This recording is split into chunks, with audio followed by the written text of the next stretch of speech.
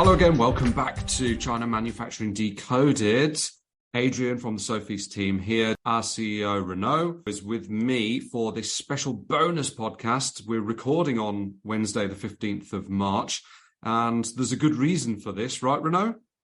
Yeah, China is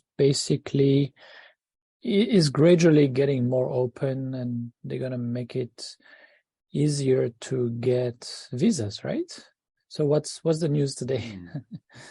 Well, as of today, my understanding, Wednesday, the 15th of March, after 3 long years, China's reopening the border to tourists and they're going to start issuing all visas now. So before, China actually closed borders in March 2020. And I think we all remember that. And we all know why, because of the COVID pandemic. Mm-hmm.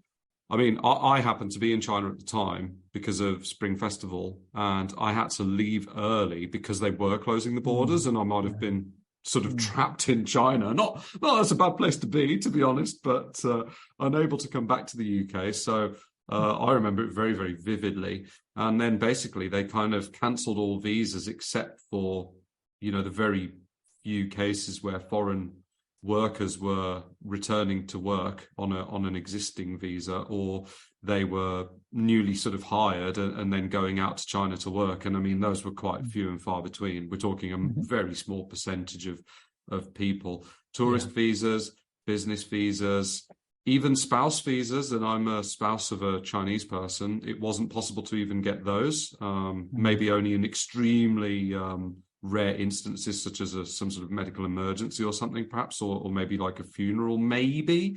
So yeah, it's been completely locked down, and China, as a sort of major world country, has had pretty much closed borders to most people for 3 years. So it's a big change. Right. Actually, for business visas, we had a few clients visit end of last year. So they had already opened things a little bit. Obviously with quarantine, right? So these were really courageous and motivated individuals who came. But for business visa, they opened a bit earlier. For working visas, people who stayed in China kept their ongoing visas and residence permits. That didn't change, but people who were outside got their visas all canceled, right? And now I see that, for example, a lot of people in the US had a 10-year visa. I see that they are now going to sort of revive them or allow them to, to get it back to an active status. I don't know if you read about that. So that's going to be good news for a lot of people in this case.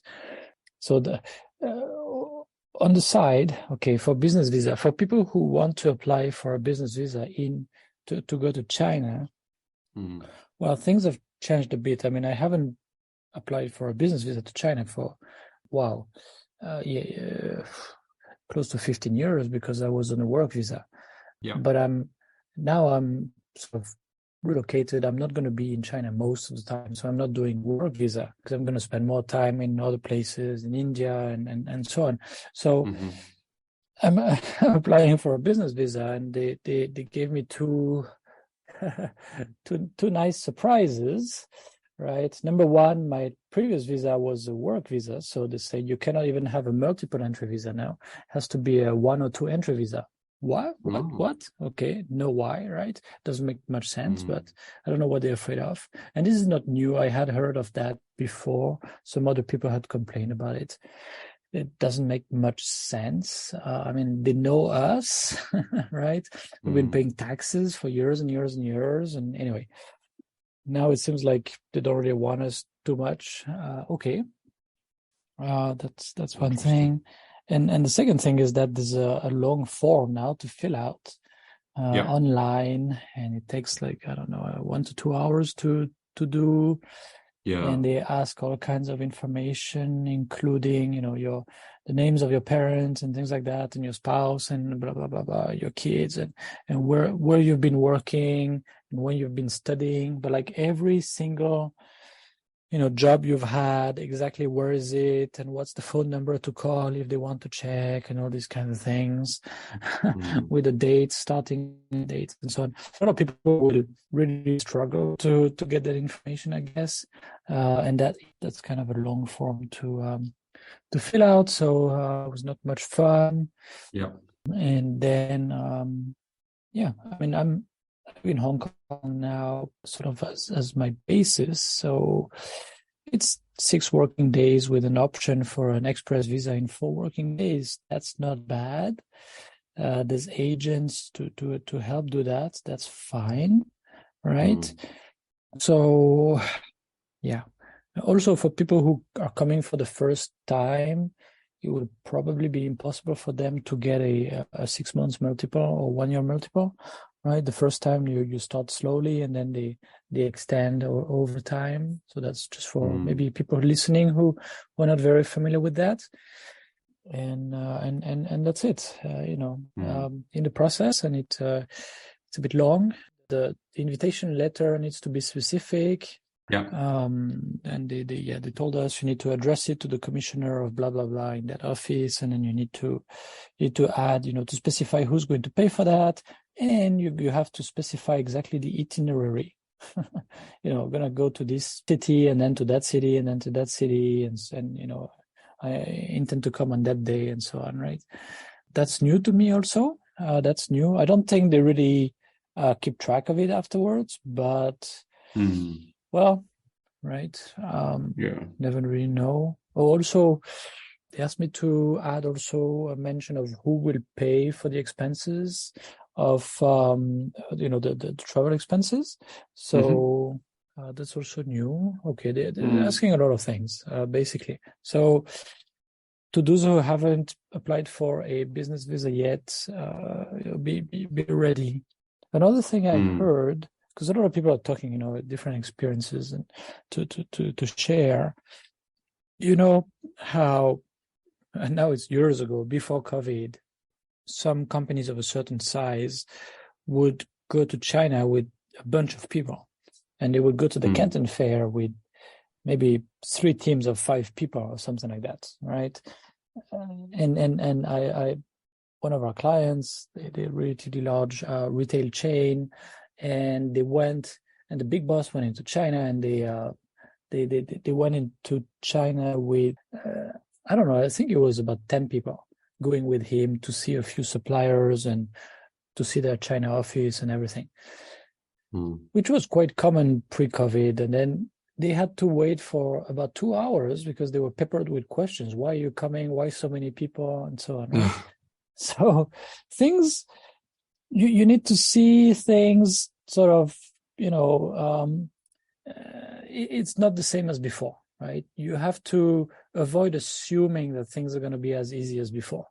People have taken new habits, and I don't know, maybe they have new guidelines. I don't really know because all of this is not very clear, right? So that's for the business visa. Yeah.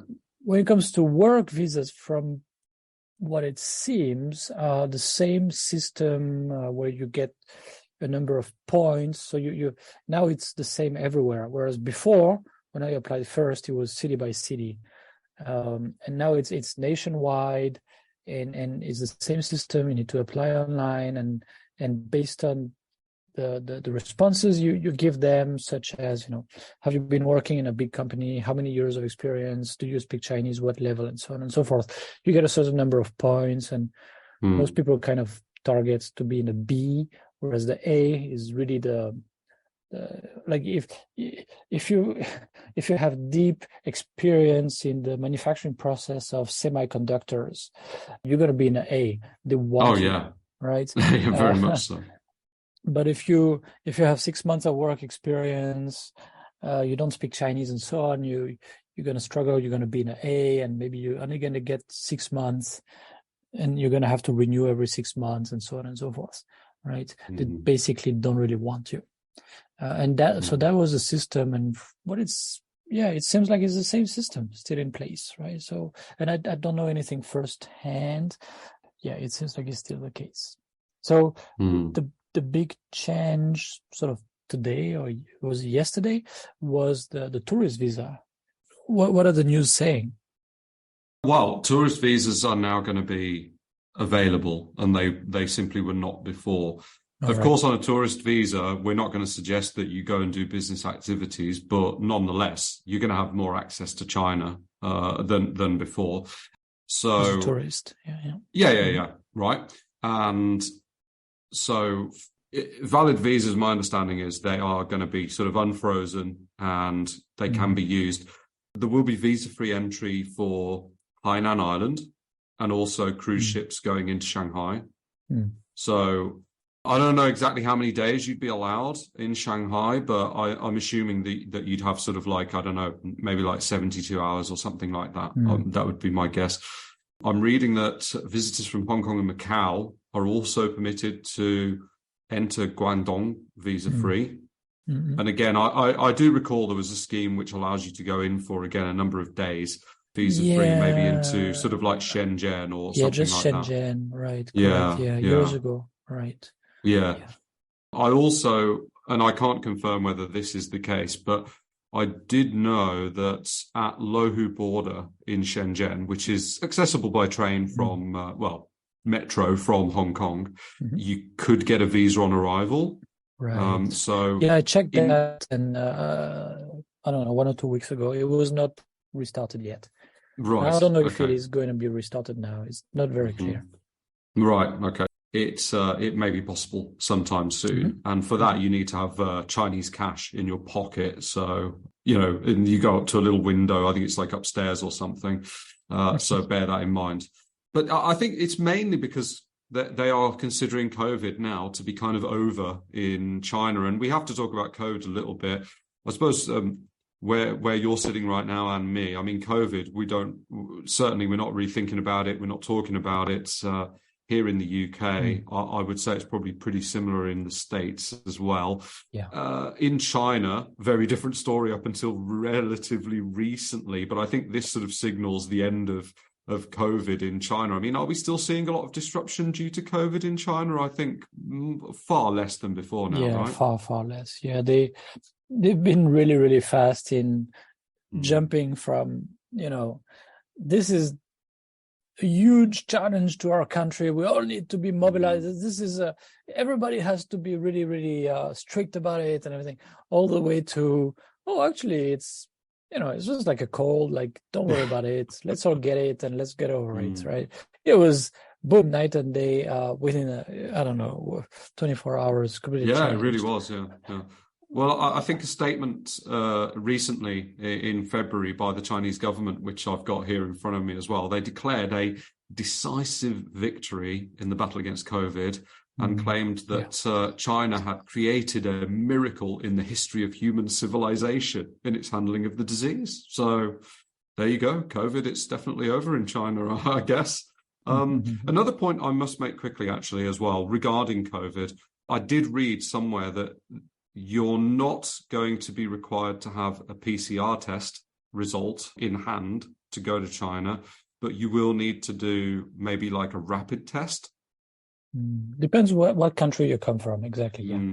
Some countries had sort of restrictions. If you come from that place, we consider it's infected. There's going to be, while at the same time they say it's just a cold, but they still don't want you to come with COVID. So, Well, yeah, I mean, it's understandable, I guess. But when you go and apply for the visa online at your country's embassy's website, it will give details about, the COVID testing situation. But I would be surprised if many people have to get a PCR test these days.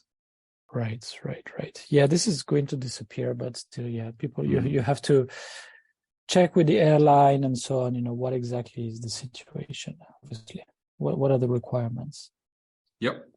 So I think that's it. That's the big sort of news today. I think your explanation about the business visa is important because it has changed quite a lot. And that online form, and I've seen the form as well, and you're absolutely right. It's onerous. You need to include the details they ask for. Okay, and they ask, actually, they have some specific questions. Have you been working in the military? Have you been working with this or that? Right? Yeah. But they want to see the details of where you've been working. Sure. So there might be more scrutiny at the border. I think anecdotally, I've heard certainly seen some Americans have said that they were sort of asked a lot of questions at the border. I don't know whether that's specifically Americans or whether they might sort of focus on Canadians, British people like that as well. I mean, look, it's possible because of the political situation, but I don't know. If they're trying to open up to tourists, certainly if you're going to go in as a tourist, I can't imagine they're going to drag you across hot coals. But yeah, I guess it's all a little bit unclear at the moment. But nonetheless, better access to China now. And I mean, for me, I think that's a good thing. We've all got to, move on and start cooperating better. So, in my opinion, so it's a good thing. Yeah, I think, it's positive for most people, obviously. Yes, it's good news.